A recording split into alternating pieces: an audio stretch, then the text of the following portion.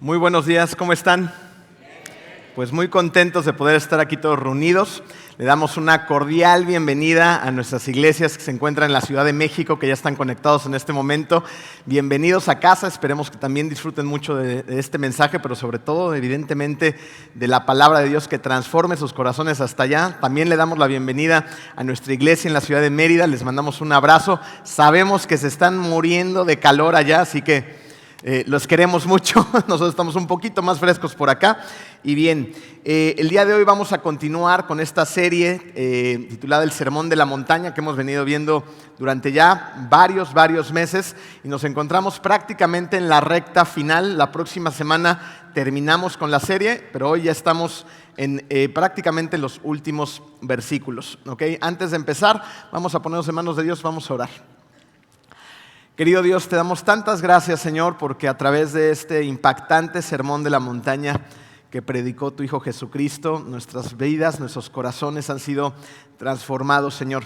Gracias, Padre, porque tu palabra siempre es un bálsamo donde nos podemos refugiar y es una palabra que da vida, Señor. Te pedimos que esta mañana vuelva a ser así una vez más, que nos hables con fuerza, con claridad y que nos empujes a tomar decisiones y a llevar tu palabra a la acción. Gracias por tanto amor, gracias por tanto sacrificio que hiciste por nosotros y por lo cual tenemos el privilegio de tener una relación plena y total con el Dios del universo. En el nombre de tu Hijo Jesucristo, amén.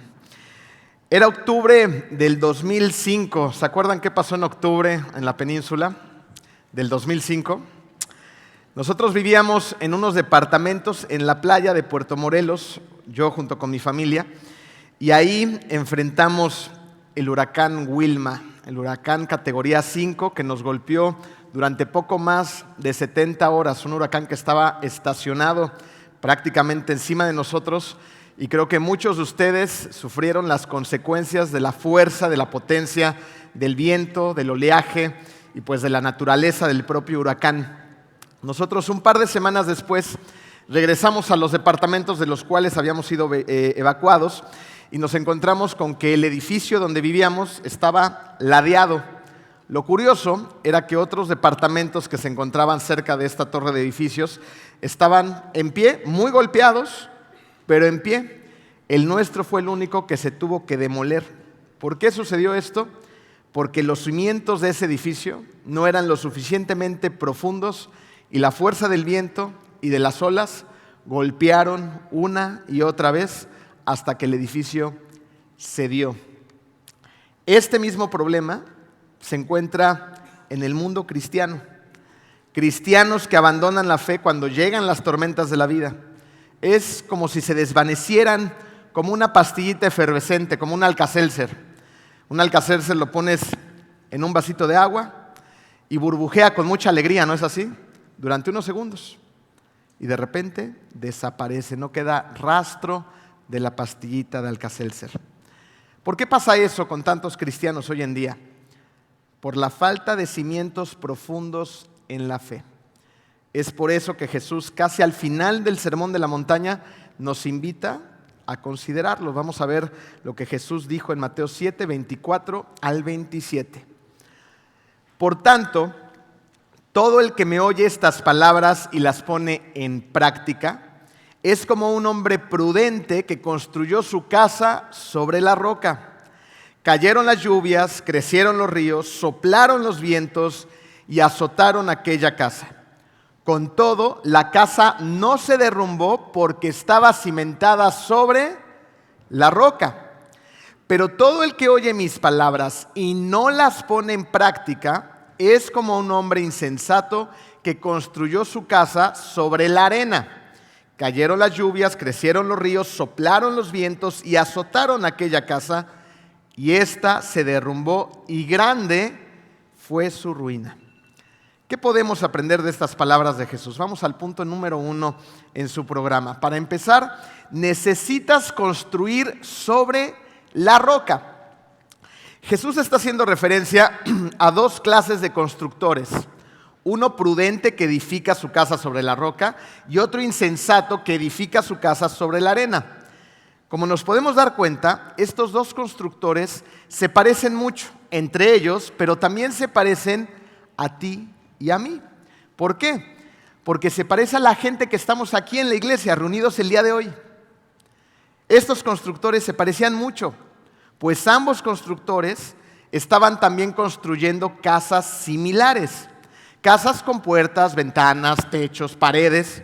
Sin embargo, había una diferencia muy profunda entre estas dos edificaciones. ¿Dónde se encontraba esta diferencia?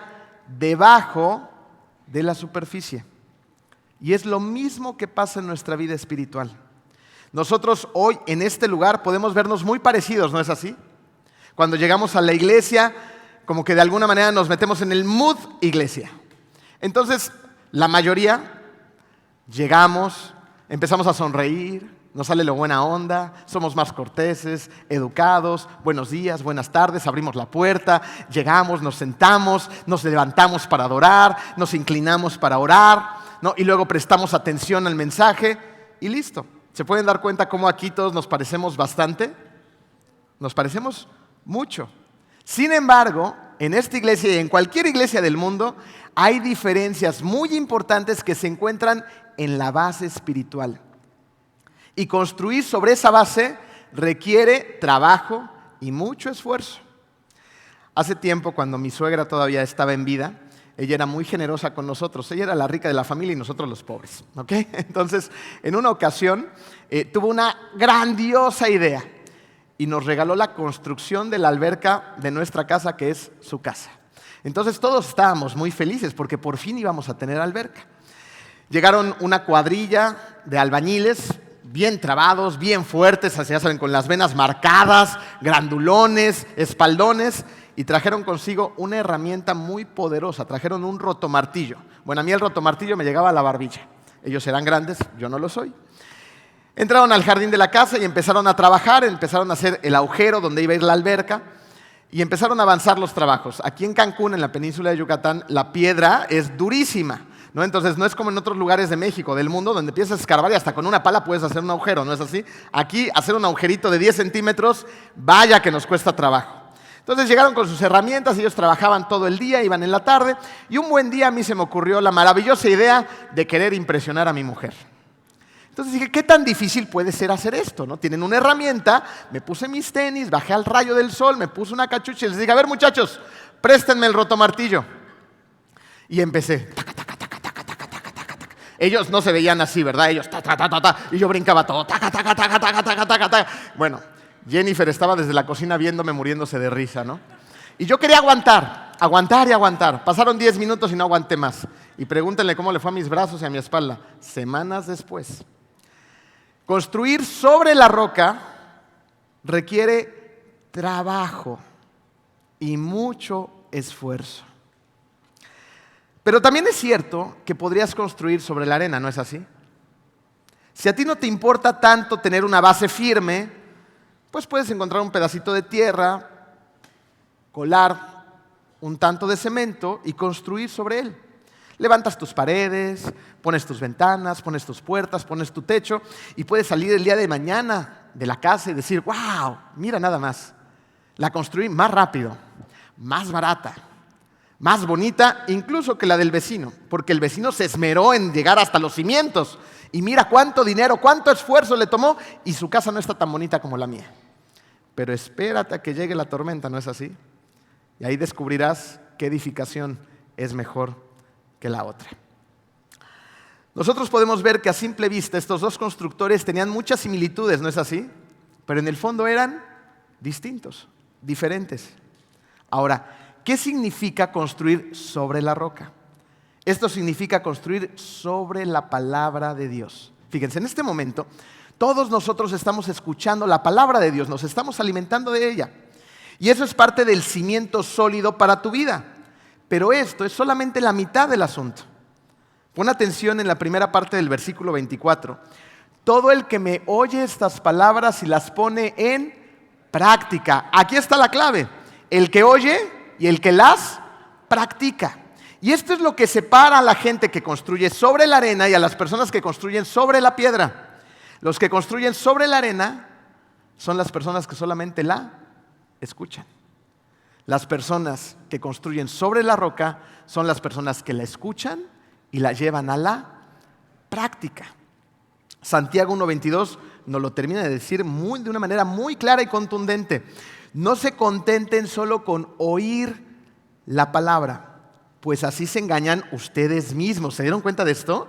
De esta manera, si nada más escuchamos, nos estamos engañando. Llévenla a la práctica. Cualquier persona se engaña a sí misma cuando solamente está escuchando la palabra de Dios y no hace lo que la palabra de Dios nos dice que tenemos que hacer. Es como una persona que viene a la iglesia y se puede sentir hasta cierto punto inspirada por la música, puede disfrutar de la tecnología, de las herramientas audiovisuales, incluso podría disfrutar del mensaje desde un punto de vista meramente intelectual, pero irse de aquí sin ninguna confrontación, sin ninguna decisión, sin ningún acercamiento a Cristo, salir de aquí en la misma condición espiritual en la que llegó, sin ningún cambio en su vida. Ahora, es muy importante recordar lo que Pablo nos dice en Efesios 2:8-9. Dice, porque por gracia ustedes han sido salvados mediante la fe. Esto no procede de ustedes, sino que es el regalo de Dios, y no por obras para que nadie se jacte. Necesitamos tener claro lo siguiente. Aunque somos salvos solo por la fe nunca viene sola. La fe tiene una compañera de viaje y son las obras. Y las obras se ven. Piénsalo así. Tú no puedes ver mi fe. Solamente Dios puede ver mi fe. Pero sí hay una manera en la que tú puedes ver mi fe y es a través de mis obras. De esa manera puedes alcanzar a ver mi fe. Y esto nos deja claro que nuestra salvación y el cimiento de nuestra nueva vida es en Jesús. Por lo tanto, cuando la casa se construye sobre ese cimiento verdadero, entonces mi edificación se ve a través de mis acciones. Santiago 2:15-18 nos dice lo siguiente. Supónganse que ven a un hermano o una hermana que no tiene qué comer ni con qué vestirse. Y uno de ustedes le dice, adiós, que tengas buen día. Abrígate mucho y aliméntate bien. Pero no le da ni alimento ni ropa. ¿Para qué le sirve? Como pueden ver, la fe por sí sola no es suficiente. A menos que produzca buenas acciones, la fe está muerta y es inútil. Ahora bien, alguien podría argumentar, algunas personas tienen fe, otras buenas acciones, pero yo les digo, ¿cómo me mostrarás tu fe si no haces buenas acciones? Yo les mostraré mi fe con mis buenas acciones. Entonces, si tu fe está puesta en Dios, por lo tanto, se deben de ver buenas acciones en tu vida. Y es así como vas a ver cada interacción con las personas, con las situaciones, las circunstancias en las cuales tenemos la oportunidad cada día de mostrar gracia, la gracia que se nos ha sido dado, de mostrar perdón, el perdón que se nos ha sido otorgado, de poder edificar en la vida de una persona así como Dios edifica en mi vida, la capacidad de bendecir a otras personas como Dios bendice mi vida, la capacidad para servir a los demás. ¿Se dan cuenta de esto? Es muy importante que esa fe que hemos recibido la transmitamos a los demás, que esa salvación también la contemos a los demás, que ese servicio lo llevemos a cabo en la vida de los demás. Escuché hace unos días la historia de una conductora de autobús.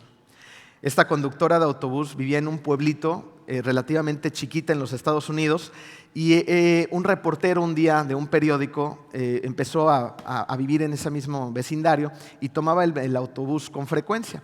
Y entonces este reportero pues se dio cuenta que esta señora era totalmente fuera de lo normal. Resulta que la conductora del autobús se sabía los nombres de todos sus pasajeros, los habituales, por supuesto, ¿no? Los conocía por nombre, conocía sus historias, conocía un poquito de sus vidas. Cuando llegaba a hacer la parada y de repente veía a alguna persona de la tercera edad cargada con bolsas, detenía por completo el autobús, se bajaba del autobús y ayudaba a la persona a subir sus bolsas y a tomar asiento. Y de hecho iba más allá. Cuando detectaba que una persona nueva llegaba al pueblo, se encargaba de conocerlo o conocerla y lo invitaba a su casa a pasar acción de gracias o Navidad. Era una persona que realmente estaba sirviendo a los demás.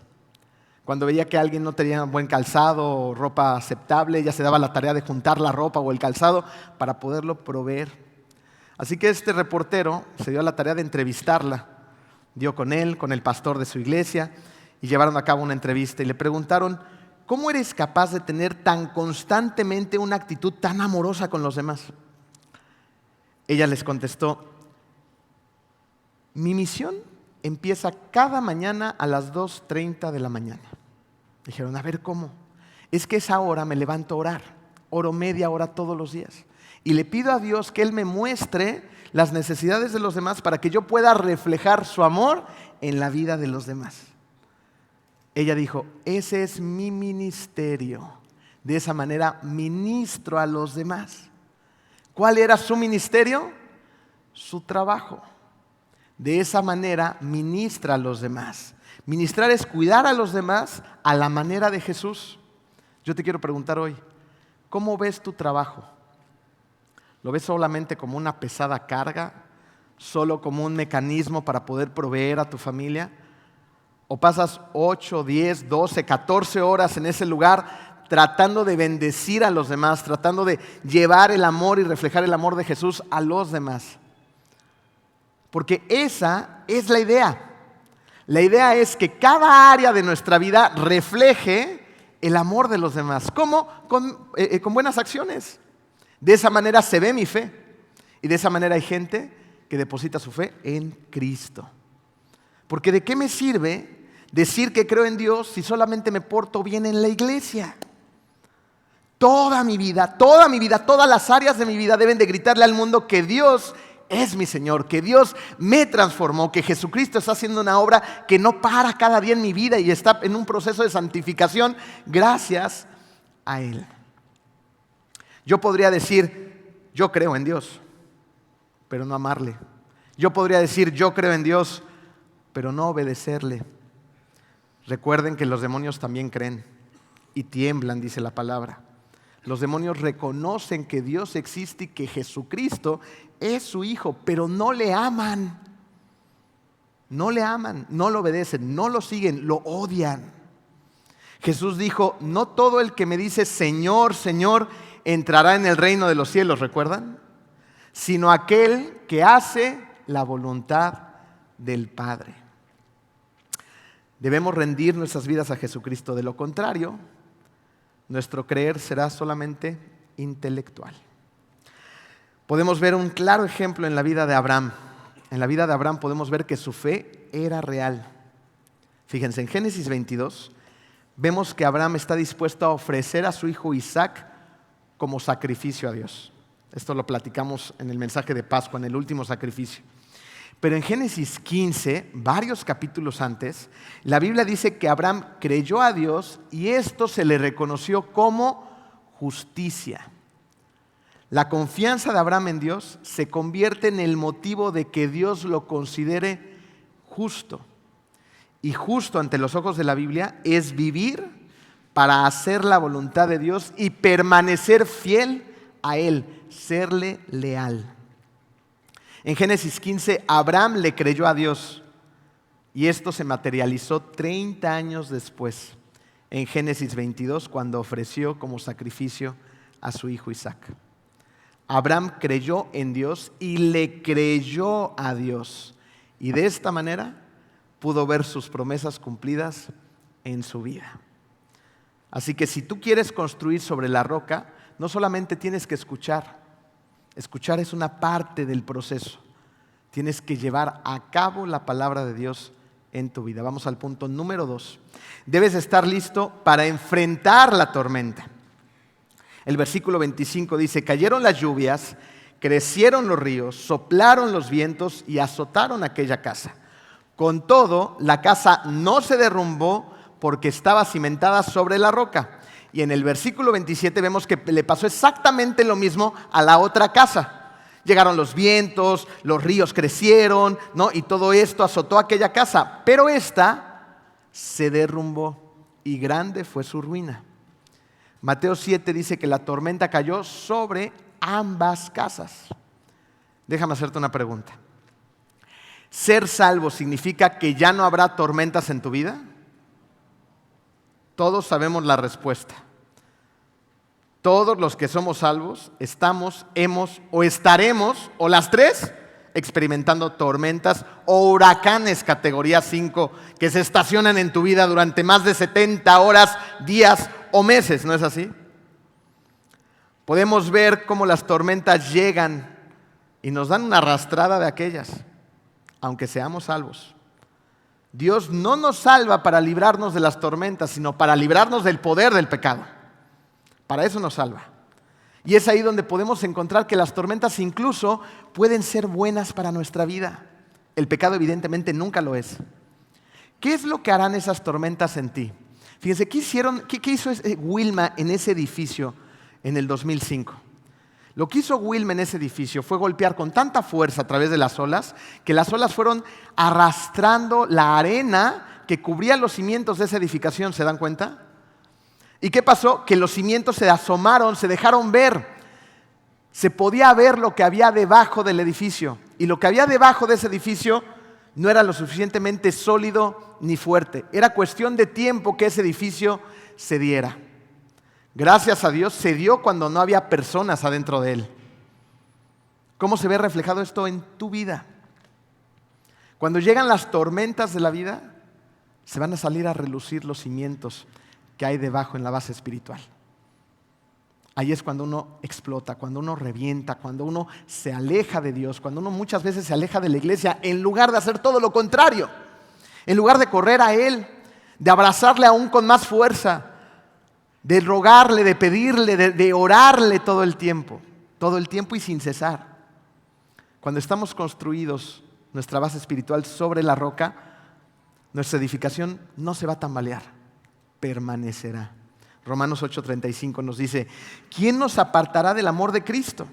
¿La tribulación o la angustia, la persecución, el hambre, la desnudez, el peligro o la espada? Así está escrito: por tu causa siempre nos llevan a la muerte, nos tratan como a ovejas para el matadero. ¿Se dan cuenta? Un montón de tormentas para los seguidores de Cristo. Sin embargo, en todo esto somos más que vencedores por medio de aquel que nos amó.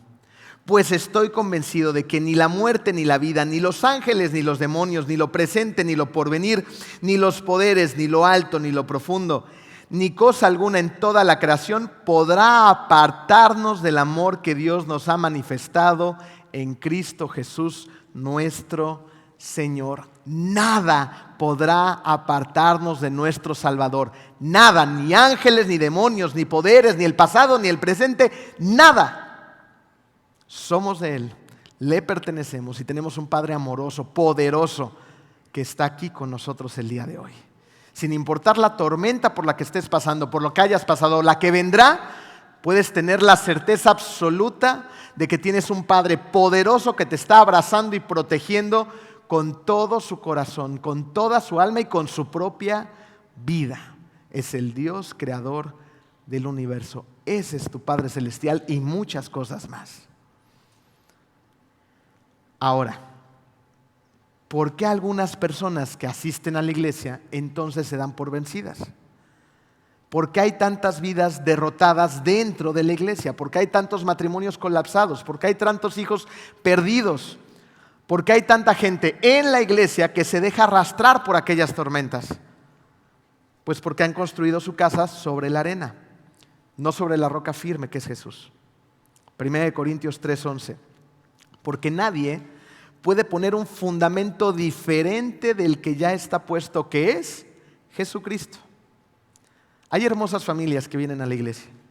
Se ven increíbles, bien arregladitas, llegan en un coche muy limpiecito, entran a la iglesia, vienen todos sonriendo.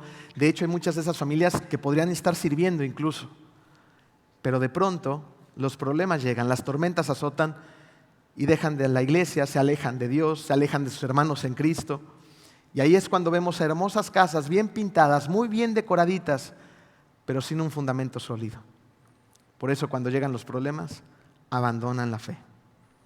Y Jesús hace una reflexión muy profunda sobre estas personas, una reflexión que de hecho es triste. Primera de Juan 2:19. Aunque salieron de entre nosotros, en realidad no eran de los nuestros. Si lo hubieran sido, se habrían quedado con nosotros. Su salida sirvió para comprobar que ninguno de ellos era de los nuestros. Cuando Jesús está dando esta enseñanza del Sermón de la Montaña, Él está predicando principalmente a sus discípulos, a sus seguidores, a sus aprendices. Y en las faldas de esa montaña, claro que hay un vasto público, pero en primera fila están todos esos discípulos. En esos discípulos, en ese grupo tan cercano de Jesucristo, incluyendo evidentemente a los 12 más fuertes, se encontraban dos personajes. Estaba Pedro y estaba Judas Iscariote. Dos constructores muy parecidos. Y ellos estaban escuchando de los labios del Señor Jesucristo: cualquiera pues que me oye estas palabras y las hace, las compararé a un hombre prudente que edificó su casa sobre la roca. Pedro y Judas, en primera fila. Seguramente no se les fue ni una palabra. Esos constructores se parecían y ambos construyeron una casa. De hecho, a simple vista, ¿cuál casa creen ustedes que era más atractiva? ¿La de Pedro o la de Judas? ¿Cuál podría haber sido? Definitivamente, a simple vista, la de Judas. ¿Por qué? Judas era el encargado del dinero, era el tesorero. ¿A quién le vas a confiar los recursos de una organización, de una iglesia, de un negocio, de una empresa? A la persona que más confianza le tengas. ¿Te das cuenta? Así es como podemos deducir que Judas se vendía muy bien. A simple vista parecía ser un hombre íntegro, honorable, correcto, recto, que amaba al Señor. ¿Pero la realidad era esa? No. Judas prácticamente pudo haber construido una mansión ante los ojos de los demás, porque exteriormente sabía cómo impresionar a los demás, sabía cómo moverse entre ellos, como un lobo vestido de oveja. Pero era un lobo. Entre Judas y Pedro había definitivamente una gran diferencia. Escuchemos las palabras que nos ofrece Mateo 16, 15 al 18. ¿Y ustedes quién dice que soy yo?, preguntó Jesús. Tú eres el Cristo, el Hijo del Dios viviente, afirmó Simón Pedro. Dichoso tú, Simón, hijo de Jonás, dijo Jesús, porque eso no te lo reveló ningún mortal, sino mi Padre que está en el cielo. Yo te digo que tú eres Pedro, y sobre esta piedra edificaré mi iglesia, y las puertas de los dominios de la muerte no prevalecerán contra ella. Las puertas del Hades, dice otra versión, las puertas del infierno. Pedro era un hombre como tú y yo, débil, impetuoso, inoportuno, impulsivo. Era un hombre que era un pescador. Sabía mucho sobre la pesca, ¿no es así? Si a eso se dedicaba. Pero yo no creo que haya sabido mucho acerca de la construcción. Pero qué cimiento tan profundo tuvo. Y por eso su fe descansó sobre la roca firme que es Jesús. Ahora pon mucha atención en lo siguiente. La tormenta llegó, ¿se dan cuenta? La tormenta llegó a la vida de estos hombres y azotó con fuerza. La casa de Judas fue azotada por la tormenta, pero la casa de Pedro también. Pero ¿qué pasó cuando la tormenta se fue? ¿Cómo quedó la casa de Judas? Derrumbada, destruida, no quedó nada. Judas se suicidó y su destino eterno fue el infierno. Mientras la casa de Pedro prevaleció. Juan 6:70 dice, ¿no los he escogido yo a ustedes 12? Respondió Jesús. No obstante, uno de ustedes es un diablo. Se está refiriendo precisamente a Judas Iscariote. Judas Iscariote no podríamos pensar que perdió su salvación, porque ante la Biblia la salvación no se pierde. Un verdadero hijo es de Dios. Un verdadero hijo. La realidad es que Judas nunca fue salvo. ¿Se pueden dar cuenta? En medio de ustedes hay un diablo. Judas nunca fue salvo, nunca tuvo una fe verdadera, estaba ahí por intereses propios, pero Pedro sí la tuvo. Lucas 22, 31 y 32, Simón, Simón, mira que Satanás ha pedido zarandearlo a ustedes como si fueran trigo, pero yo he orado por ti para que no falle tu fe. Y tú, cuando te hayas vuelto a mí, fortalece a tus hermanos. Pedro tuvo fe. Jesús, ¿qué estaba haciendo por Pedro? Jesús estaba haciendo por Pedro lo mismo que está haciendo por ti y por mí. Estaba intercediendo por él, ¿lo ven? Estaba orando por él porque sabía que iba a ser zarandeado. Pero Jesús estaba orando que tu fe no falle. No falle. Y miren, va a llegar momentos en los que vamos a tener oportunidades, tentaciones, problemas, tormentas, porque a veces esas tormentas también vienen disfrazadas de oportunidades, ¿eh?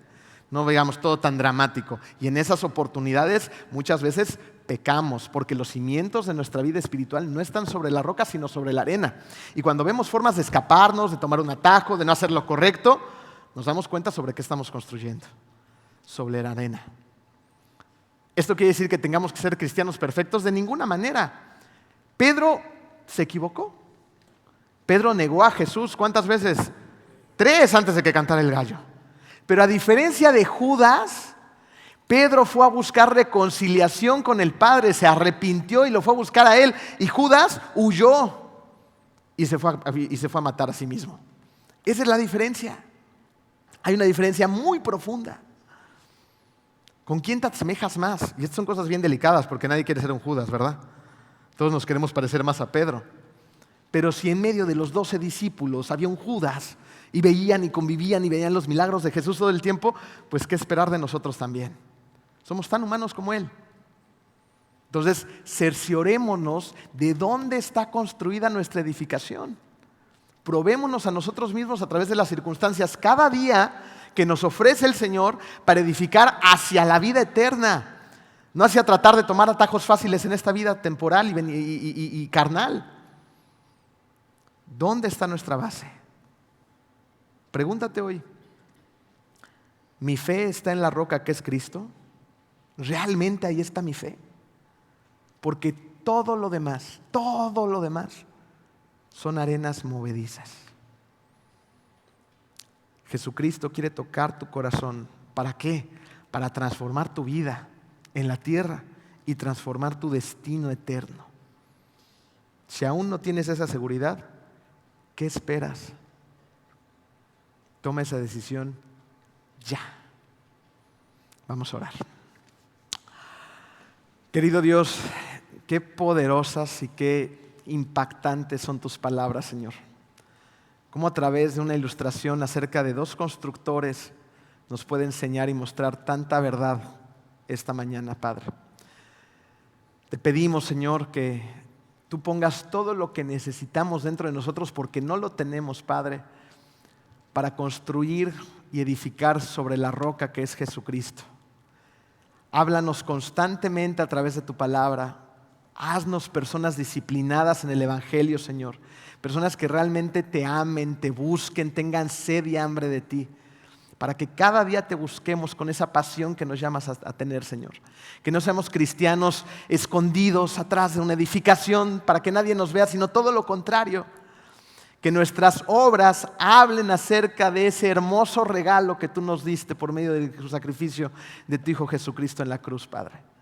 Y que la gente pueda ver que no somos los mismos de antes, que somos personas renovadas, transformadas, que dan fruto, Señor, y que ese fruto se ve para que otras personas puedan ver en nuestras vidas el reflejo, Señor, de tanto amor que tienes por nosotros. Utilízanos como herramientas simples y sencillas para mostrar tu amor poderoso al mundo. En el nombre hermoso de tu Hijo Jesús. Amén.